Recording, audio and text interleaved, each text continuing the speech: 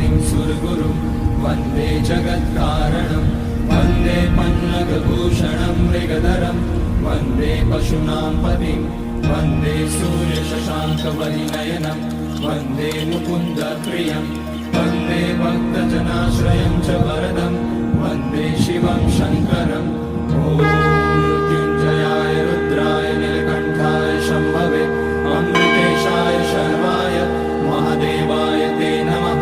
नमस्तेऽस्तु भगवन् विश्वेश्वराय महादेवाय त्र्यम्बकाय त्रिपुरान्तकाय त्रिकाग्निकालाय कालाग्निरुद्राय नीलकण्ठाय मृत्युञ्जयाय सर्वेश्वराय सदाशिवाय श्रीमान् महादेवाय नमः।